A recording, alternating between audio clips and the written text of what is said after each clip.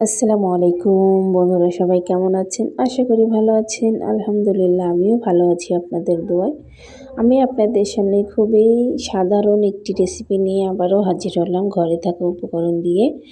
সামান্য চিকেন যদি ঘরে থাকে তাহলে এই মজাদার রেসিপিটি একবার হলেও ট্রাই করে দেখবেন। চলুন কথা না বাড়িয়ে মূল রেসিপিতে চলে যাই। বিসমিল্লাহ। দেখুন, আমি প্রথমে কড়াইতে দিয়ে দিলাম। আমি এখানে ননস্টিক ব্যবহার করেছি, আপনারা কড়াইও ব্যবহার করতে পারেন। পরিমাণ মতো তেল দিয়েছি 2টো তেজপাতা, 2টো দারুচিনি, 3-4টা এলাচ এবং 2টো লবঙ্গ। এগুলো আমি তেলের মধ্যে খুব ভালোভাবে টেলে নিচ্ছি, কারণ এগুলো তেলের মধ্যে টাললে ফ্লেভারটা খুব ভালো আসে। দিয়ে দিচ্ছি 2টো মিডিয়াম সাইজের পেঁয়াজ কুচি। আমি আমার তরকারি অনুযায়ী কেটে নিয়েছি। আপনারা পেঁয়াজের পরিমাণটা আরও কম বেশি করে নিতে পারেন। এর থেকে কম তো মাংস দেওয়াই যাবে না, এর থেকে বেশি হলেও নিতে পারেন, কোনো ব্যাপার না। আমি এগুলো বাদামি রং হওয়ার আগ পর্যন্ত পেঁয়াজগুলো ভেজে নিচ্ছি, একদম পুড়ে ফেলবো না। দিয়ে দিচ্ছি 1 চা চামচ জিরা এবং আদা বাটা। আমি জিরা আদা একসাথে বেটে রেখেছি। দিয়ে দিচ্ছি 1 চা চামচ রসুন বাটা। এগুলো আমি আবারও তেলের মধ্যে খুব ভালোভাবে ভেজে নিচ্ছি, কারণ কাঁচা মশলার একটা আলগা ভাব থাকে। সেটা যদি ভালোভাবে ভাজা না হয় তাহলে রান্নার ফ্লেভারটা খুব একটা ভালো আসে না। খেতে গেলে মশলার কাঁচা একটা ঘ্রাণ আসে, তখন কিন্তু খেতে ততটা ভালো লাগে না। আমার মশলাটি ভেজে নেওয়া হয়ে গিয়েছে। আমি এখানে সামান্য পরিমাণ পানি দিয়ে দিচ্ছি মশলাটি কষানোর জন্য, কারণ এর মধ্যেই যদি আমি পানি না দিয়েই হলুদ মরিচগুলো দিয়ে দিই তাহলে আমার মশলাগুলো পুড়ে যাবে। দিয়ে দিলাম 1 চা চামচ লবণ, 1/2 চা চামচ হলুদ গুঁড়া এবং 1 চা চামচ মরিচ গুঁড়া। এগুলো আমি আবারও খুব ভালোভাবে একটু মিশিয়ে নিচ্ছি, কারণ চুলার জালটা মিডিয়াম রেখে কষাবেন, তাহলে মশলার কষানোটা খুব ভালো আসবে, পেঁয়াজগুলো আপনাদের গলে যাবে। দিয়ে দিচ্ছি 1/2 চা চামচ জিরার গুঁড়ো এবং 1/2 চা চামচ এলাচ গুঁড়ো। আপনারা চাইলে এগুলো স্কিপ করতে পারেন, আমার কাছে খুবই ভালো লাগে। এলাচ গুঁড়ো, জিরে গুঁড়ো আমার কাছে খুব ভালো লাগে, এই জন্য আমি এগুলো মাংস বা মাছ রান্না করলে এগুলো দিয়ে দিই। দিয়ে দিচ্ছি আস্ত 3টা কাঁচামরিচ। কাঁচামরিচের ফ্লেভারটাও আমার কাছে খুবই ভালো লাগে, কারণ রান্নার শেষে কিংবা মাঝখানে কাঁচামরিচ দিয়ে দিলে মানে ফ্লেভারটা একটু অন্যরকম আসে, আমার কাছে খুব ভালো লাগে, এই জন্য আমি দিয়ে দিই। দিয়ে দিলাম ধুয়ে রাখা মুরগির মাংসগুলো খুব ভালোভাবে কষিয়ে নিচ্ছি। মুরগির মাংসগুলো আমি মিডিয়াম জালে রেখে কষিয়ে নিচ্ছি, কারণ মুরগির মাংস আমি সবসময় মিডিয়াম জালে রেখে রান্না করি। আপনাদের সাথে এর আগেও অনেকবার শেয়ার করেছি। মুরগির মাংসের অতিরিক্ত বা হাই জালে রেখে যদি মাংসগুলো রান্না করেন, খুব দ্রুত পানিগুলো শুকিয়ে যাবে আর মাংসগুলো ভিতর থেকে হালকা কষানো হবে, কিন্তু ভিতরের অংশটা সাদা থেকে যাবে। এই জন্য আমি সবসময় একটু সময় নিয়ে মিডিয়াম জালে রেখে মুরগির মাংস রান্নার চেষ্টা করি। এতে রান্নাটাও ভালো হয়, খেতেও মাশাআল্লাহ খুব ভালো লাগে। দেখুন, আমার মাংসটি কিন্তু কষানো হয়ে গিয়েছে। তারপর আমি দিয়ে দিচ্ছি আগে থেকে ধুয়ে রাখা মসুরের ডালগুলো আমি 1 ঘন্টার মতো ভিজিয়ে রেখেছিলাম। তারপর ভালো মতো ধুয়ে নিয়েছি।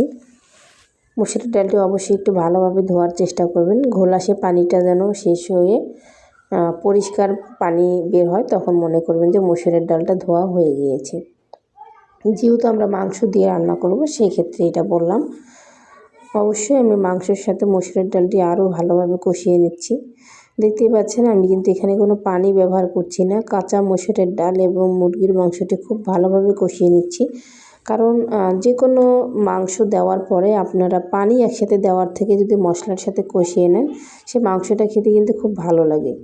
এখন দিয়ে দিচ্ছি সামান্য পরিমাণের পানি, যেহেতু আমার মসুরের ডালটা সিদ্ধ হতে হবে, মসুরের ডাল আর মুরগির মাংসটা, সেই পরিমাণের আমি পানি দিয়ে দিলাম। আর মসুরের ডালটি তো আমি ভেঙে ফেলবো না, সেই জন্য অল্প পরিমাণের পানি দিয়ে দিয়েছি। দিয়ে দিলাম 2টো আস্ত রসুন এবং দিয়ে দিলাম একটি ঢাকনা। দিয়ে আমি 5 থেকে 7 মিনিট জাল করে নিচ্ছি। নেওয়ার পরে দেখুন আমার পানিটি কিন্তু কমে এসেছে এবং আমার মসুরের ডালটিও একদম ভেঙে যায়নি, সিদ্ধ হয়ে এসেছে। কারণ আমি একদম ভেঙে ফেলবো না।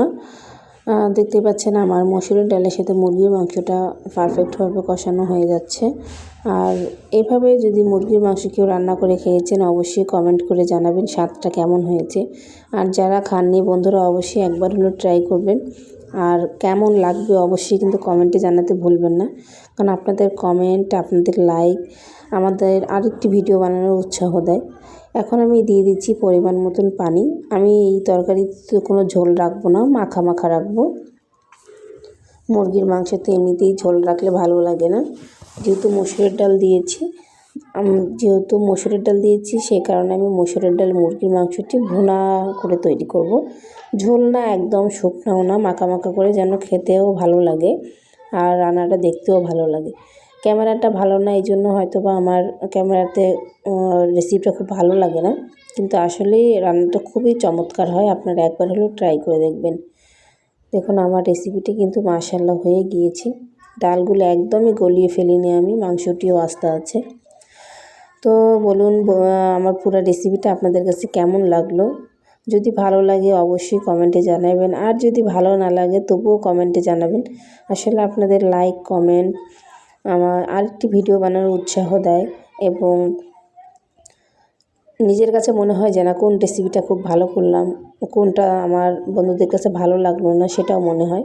আমি আপনাদেরকে পরিবেশন করে দেখাচ্ছি যে রেসিপিটা আসলে কতটা পারফেক্ট হয়েছে। দেখুন আমার ক্যামেরাটা কিন্তু ততটা ভালো না, এই জন্য হয়তো বা আপনাদের সামনে রিপ্রেজেন্টটা সেভাবে করতে পারছি না। যারা ভালো মোবাইল বা ভালো ক্যামেরা দিয়ে ভিডিওটা বানাচ্ছে, খুবই চমৎকার লাগতো এই রেসিপিটা। তো অবশ্যই কিন্তু সাথে থাকবেন, পাশে থাকবেন। আর যারা আমার চ্যানেলটি নতুন আমার ভিডিওটা দেখতেছেন অবশ্যই কিন্তু আমার চ্যানেলটি সাবস্ক্রাইব করে পাশে থাকবেন। প্লিজ প্লিজ প্লিজ প্লিজ অবশ্যই আমার চ্যানেলটি সাবস্ক্রাইব করে পাশে থাকবেন। আর এরকম নিত্য নতুন ভিডিও পেতে অবশ্যই আমার চ্যানেলটি সাবস্ক্রাইব করে রাখবেন। আমার চ্যানেলে এই ধরনের কুকিং, সিম্পল কিছু রান্নাবান্নার ভিডিও আপনারা পাবেন, শর্টসে পাবেন, ফ্রুট ডেকোরেশন এবং ফ্রুট মাখার কিছু ভিডিও, খুবই চমৎকার, আপনাদের আশা করি ভালো লাগবে। তো সবাই ভালো থাকবেন, সুস্থ থাকবেন, আমার জন্য দোয়া করবেন, এবং অবশ্যই আমার চ্যানেলের ভিডিওগুলো দেখবেন। কেমন হয়েছে কমেন্টে কিন্তু জানাবেন। আসসালামু আলাইকুম, আল্লাহ হাফেজ।